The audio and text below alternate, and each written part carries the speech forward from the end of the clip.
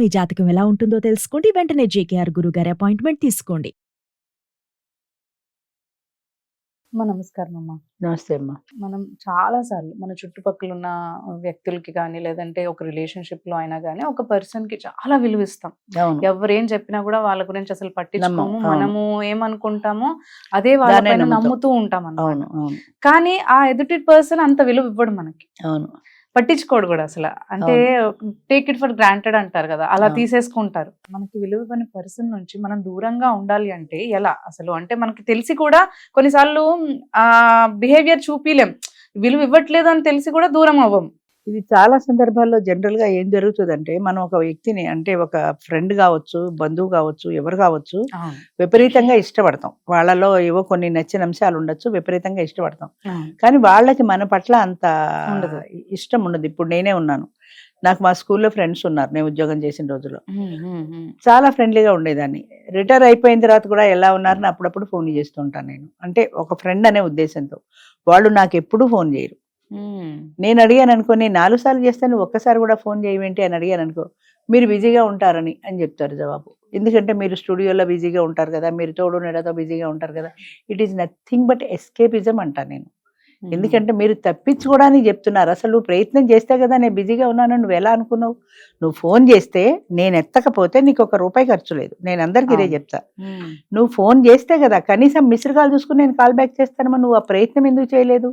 బిజీగా ఉంటారేమో, నీకు నువ్వు అనుకూలంగా ఉంది కాబట్టి నీకు నువ్వే జవాబు చెప్పేసుకుని మానేసావు అని అడిగితే ఈసారి చేస్తారండి అంటారు. ఇంతవరకు చేయలే. కొన్నాళ్ళకి నాకు కూడా జ్ఞానోదయం అవుతుంది. నేనంటే ఇంట్రెస్ట్ ఉంటే తప్పనిసరిగా ఒక్కసారైనా ఫోన్ చేస్తారు.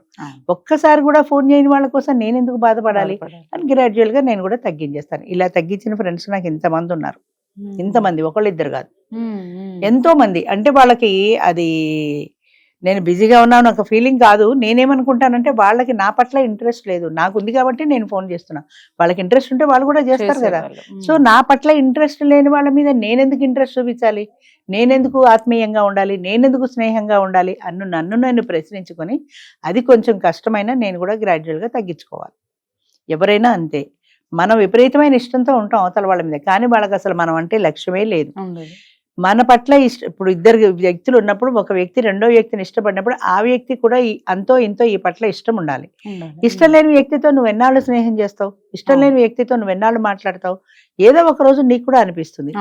అది తెలివైన వాళ్ళైతే ఆ ఎమోషనల్ రిలేషన్ పెంచుకోకుండా ముందే తగ్గించుకుంటారు. 2-4 సార్లు మాట్లాడిన తర్వాత వాళ్ళ హావభావాలు, వాళ్ళ మాట తీరు నీకు అర్థమైపోతుంది కదా, వాళ్ళు నీ పట్ల ఎంత ఆత్మీయంగా ఉన్నారు. అది నీ పట్ల ఆత్మీయంగా లేని వ్యక్తుల పట్ల నువ్వు ఎందుకు పెంచుకోవాలి? నువ్వే తగ్గించేసుకుంటే పోతుంది కదా. గ్రాడ్యువల్ గా తగ్గించేసుకో. నా పట్ల ఇష్టం లేని వాళ్ళ పట్ల నాకు కూడా ఇష్టం లేదు అని ఒక డెసిషన్ తీసుకో. నా పట్ల ఇష్టం ఉంటే నేను మాట్లాడతాను, నా పట్ల ఇష్టం లేని వాళ్ళతో నేను ఎందుకు మాట్లాడాలి? అయినా కొంతమంది ఇంత తొందరగా డెసిషన్ తీసుకోలేకపోతున్నారు. వాళ్ళ బలహీనత. మీరున్నది ఉండండి, నేను ఉండేది ఉంటాను అంటారు కొంతమంది. అదే బలహీనత అంటున్నా. మన మనస్సుని మనం జవాబు చెప్పుకోలేకపోవటమే పెద్ద బలహీనత. అది నువ్వంటే ఇప్పుడు ఈ చేతికి ఆ చేయి ఎంత దూరం ఉందో ఆ చేతికి ఈ చెయ్యి అంతే దూరం అని ఒక సామెత ఉంది. ఈ చేతికి ఈ చెయ్యి ఎంత దూరం ఉందో ఆ చేతికి ఈ చెయ్యి కూడా సేమ్ డిస్టెన్స్ ఉంటుంది, అంతే కదా.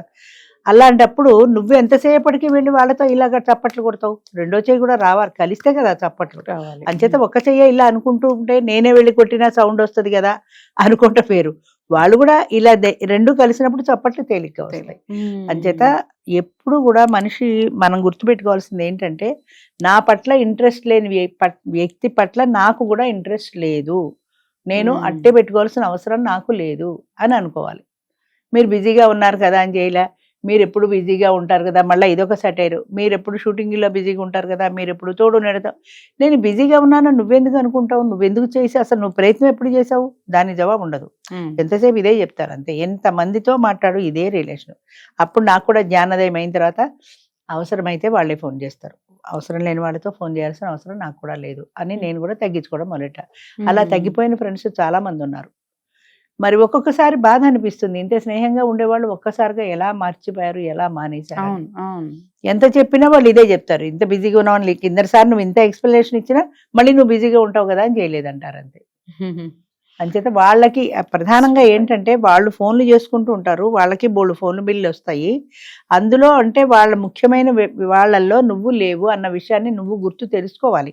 వాళ్ళ ప్రయారిటీ లిస్ట్ లో నువ్వు లేవు. Yes, ఉంటే ముందో వెనుకో ఏదో ఒకసారి అమ్మో చాలా రోజులైంది ఫోన్ చేసి ఎలా ఉందో అని చేస్తారు. అవును. అంటే వాళ్ళ ప్రయారిటీ లిస్ట్ లో లేవు. వాళ్ళ ప్రయారిటీలో నువ్వు లేనప్పుడు ఇంకెందుకు వాళ్ళ కోసం నువ్వు తాపత్రయపడాలి? అవును. నీ పట్ల కూడా వాళ్ళకి ఆ స్నేహబంధం ఉండాలి కదా. అది లేని వాళ్ళ గురించి మనం ఎందుకు ఆలోచించాలి అన్న పరిజ్ఞానం మనకు రావాలి, వాళ్ళకి కాదు. చూసావా నాకు ఫోన్ చేయలేదు అనే ఎక్స్పెక్టేషన్ ఎందుకు పెట్టుకోవాలి వాళ్ళ మీద? అవును, అవును, అవును. వాళ్ళు నీ పట్ల వాళ్ళు స్నేహంగా లేనప్పుడు, ఇప్పుడు మనం 4 సార్లు చేసేసి నేను 4 సార్లు చేశాను ఒక్కసారి చేయలేదని బాధపడటం అనేది పడడం మన ఎందుకు? అవివేకం, మన అవును. అవివేకం. అంచేత మనం రియలైజ్ కావాలి, వాళ్ళకి ఇంట్రెస్ట్ లేదు నా పట్ల ఇంట్రెస్ట్ లేనప్పుడు నేను ఎన్నిసార్లు ఫోన్ చేస్తాను Correct. అని వదిలేసుకోగలగాలి. దానికి కారణాలు ఎన్నో ఉండొచ్చు, వాళ్ళ వ్యక్తిగత ఇంట్రెస్ట్ ఉండొచ్చు, లేదా నీ పద్ధతులు నచ్చకపోయి ఉండొచ్చు. కారణం ఏదైనా కానీ నీ పట్ల ఇంట్రెస్ట్ లేదన్న విషయం తెలిసిన తర్వాత నువ్వు కూడా నీ లిమిట్లో ఉండడం ఉండాలి. నేర్చుకోవాలి. అంతే. మ్మ్. అది మించి వాళ్ళతో ఎమోషనల్ రిలేషన్ పెట్టేసుకుని, ఫ్రెండ్షిప్ పెట్టేసుకుని, వాళ్ళు 10 సార్లు వాళ్ళకి ఫోన్లు చేసి వాళ్ళు నాకు ఒక్కసారి జవాబు చెప్పలేదు, ఇదంతా నీకు బాధాకరమే కదా. వాళ్ళకి ఇష్టం లేనప్పుడు వాళ్ళు ఇబ్బంది కూడా పడుతుంటారు. ఆ ఇబ్బంది కూడా ఇబ్బందిలో మళ్ళీ పడుతుంటారు. నెగ్లెక్ట్ చేసినప్పుడు మనం ఇబ్బంది మళ్ళా పడుతుంటాం. ఇబ్బంది పడాలి. మ్మ్. అంచేత ఇన్ని బాధలు ఎందుకు అసలు? ముందే నువ్వు నీ మైండ్ నువ్వు కంట్రోల్లో పెట్టుకుంటే పోయే కదా. నా పట్ల ఇంట్రెస్ట్ లేని వాళ్ళతో నాకు కూడా ఇంట్రెస్ట్ లేదని ఒక్కసారి అనుకోగలిగితే నీకు బాధ ఉండదు. అలా అనుకోకుండా ఆ రిలేషన్ పెంచుకుని, ఆ ఫ్రెండ్షిప్ పెంచుకుని, నేను ఎన్నిసార్లు ఫోన్ చేశా ఎక్స్పెక్టేషన్, అంటే వాళ్ళు కూడా 4 సార్లు చేస్తే ఒక్కసారైనా నాకు జవాబు ఇవ్వలేదు అనే ఎక్స్పెక్టేషన్ ఎందుకు? మా ఫ్రెండ్ ఉంది, ఈ ఊళ్ళోనే ఉంది, ఆవిడ ఎప్పుడు ఫోన్ చేయదు, కనపడితే మాత్రం నీ వీడియోలు నేను చూస్తూ ఉంటా అని చెబుతుంది. ఏం లాభం? అన్ని వీడియోలు చూసిందాను, ఒక్కసారినా నీ వీడియో చూశాను ఇలా ఉంది అని చెప్పచ్చు కదా. ఫోన్ చేయడానికి ఖాళీ లేదా నీకంటే? ఏమిటో నేను రాజేశ్వరి చేద్దాం అనుకుంటూనే ఉంటా, అలాగే అయిపోతుంది. అలా అయిపోలా, నీకు ఇంట్రెస్ట్ లేదు కాబట్టి చేయలా. అది ఎన్నిసార్లు నిన్ను నువ్వు మోసం చేసుకుంటావు, అలాగే అయిపోయిందని. నన్ను కాదు, నిన్ను నువ్వు మోసం చేసుకుంటున్నావు అని మనం అర్థం చేసుకుని మనం దూరంలో ఉండాలి, అంతే.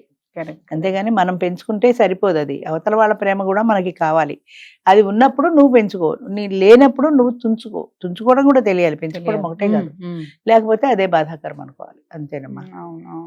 తెలుసుకొని మనము దూరంగా మన ఉండి జాగ్రత్తలో మనం మనం ఉంటే realize బాధ ఉండదు. అయ్యేవాళ్ళంటారు. అవును. బాధ ఉండదు తెంచుకుంటే. లేకపోతే ఏమవుతుందంటే రోజు ఎక్స్పెక్ట్ చేస్తుంటాం, ఆవిడ ఫోన్ వస్తుంది అని, లేదా ఆయన ఫోన్ వస్తుంది అని. భార్యాభర్తల బంధమైనా అంతే. అవును. ఆయన ఫోన్ చేయలేదు, ఆయన మాట్లాడలేదు, నే 10 సార్లు చేశాను, నీకు ఎక్కువ ఫీల్ అయ్యావు, నువ్వు ఎక్కువ ఎమోషనల్ అయ్యావు, నువ్వు చేసావు.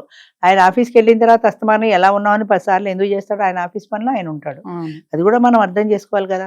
నేను 10 సార్లు చేస్తే మీరు నాకు ఒక్కసారి కూడా చేయలేదు అని కోపం తెచ్చుకుని ఏం లాభం?